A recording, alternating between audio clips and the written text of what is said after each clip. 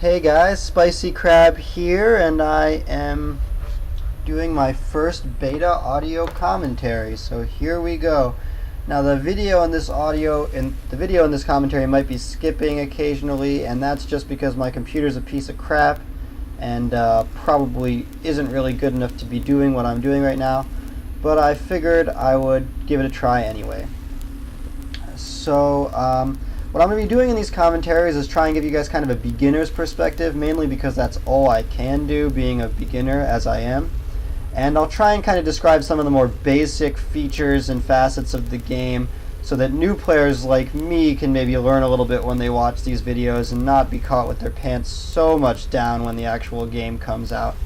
So what I've seen here is that my opponents picked Zerg, and Zerg's one of my least favorite to play because I pretty much feel boxed in. I know that they're going to go for roaches, which you guys have probably seen. So those ground units that shoot out the little spitters. And Copper League, pretty much all Zerg players go for roaches, and the only reliable counter I found early game is marauders. So I'm sure that's what I'm going to be going for. So I'll just tell you a little bit about my build order, which, you know, I don't know if this is the correct build order, so any kind of pros can tell me if I'm kind of arranged this incorrectly, but my general build order these days, this game's a little old, so my build order is not as refined, but what I've been doing lately is I send all my guys to mine. When I get to about 10, I send a guy to build a supply depot down here. Then when I get about 150 minerals after doing that, I send somebody to build a refinery. And what that allows me to do is build a barracks right as this guy building the supply depot comes out. So here I am doing that. I mean, I'm a little slow. This isn't the real build order I like to use, but this was a little before I kind of developed it to its current level. You can see, since I'm going for marauders early, I want this gas because you do need it to get marauders for the tech lab and also just to build the marauders because they cost gas. And there comes a time during my build where I stop building SCVs, and I know this is probably bad from like a pro's perspective, but I only do it because I want to have enough money to build this orbital command center and also build the tech lab for my barracks at the same time. So I want about 200 minerals. You'll see I think I'm just barely going to squeeze by. So let's see what I do. First I build the tech lab, and now I immediately have 150 again. And that's going to let me build the orbital command center. Hopefully, see, I'm sleeping on it. I should have built it right now. Why didn't I?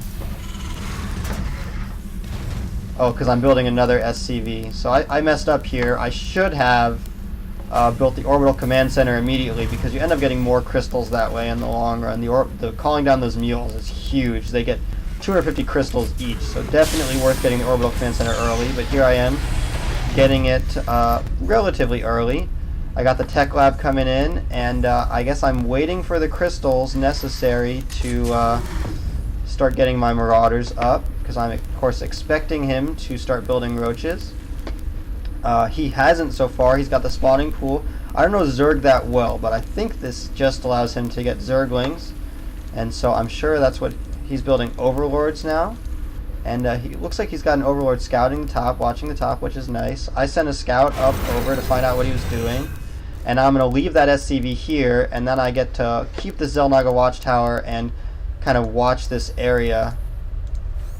In the meantime, I'm walling off my base all the way and starting to build marauders for the inevitable roach rush that happens every game against low-level Zerg players. I don't know if it happens in high-level games because, of course, I'm not a high-level player, but usually it does happen. This time he does not have the roach warren yet, so it looks like he's not doing the roach rush, which makes me look awfully silly. But overall, I feel pretty good about what's going on right now. I got my economy going. I'm calling down mules. Now, I think the standard play, for those who don't know, is to get 1.5 times the number of crystals in SCVs. So I have here 1, 2, 3, 4, 5, 6, 7, 8, 9, 10, 11. So I really should have a 12th SCV, but I think that's because he's building right now. And then also you want 3 on each Vespene geyser. So here I need 1 more SCV, which I'm actually building that, which is nice. And that way I can have a couple building and still have enough guys to work through that. and in the meantime I am getting marauders. It looks like he's quick expanded. Now of course if I were good I would be scouting all the time and I would have seen this quick expansion right as it went up and I would be going to destroy it right now, and since he has nothing else I would basically have won at exactly that moment. But since I'm a noob and I'm too stupid to keep a scout out, I'm not catching this expansion, and I might not catch it for a little while, so we might see a slightly more interesting game than we would otherwise, since if I caught him doing that I would basically have just won. Another thing that I forget to do often is see this SCV who just finished the supply depot and this one finished the barracks are just waiting here doing nothing. Now if you select these guys, hold down shift and then right click on the crystals, then whenever they're done doing what they're doing, they'll just go back to the crystals. So whenever you give a movement order or a build order for an SCV, you should always see, I did it here. See the arrow? That means I already told him to go build crystal. So when he's done building this building, he's going to go back and build crystal. Or go get crystal. These two I forgot to do it, so here they are sitting there making me look stupid. But it looks like I just scouted the expansion, and that's actually early enough that I'll probably be able to do something about it, although he has a pretty significant number of roaches already. Now, let me talk about these tech labs real quick while my guys are walking. So when you build one of these buildings, you can, like as a barracks, as Terran, you can put on any of your unit producing buildings, you can put a tech lab or a reactor. They all both cost the same. I think they're both 50 crystal and 50 gas. What the reactor does is it lets you build units twice as fast. So you can see I have a queue of 2 units in this barracks because of the reactor, so I can build 2 marines here at once. And what the tech lab lets you do is not only upgrade your troops, it gives you access to these upgrades, but it also lets you build these higher tier units. So I can build Reapers and Marauders and Ghosts from this one, although I need a Ghost Academy 2 to build Ghosts.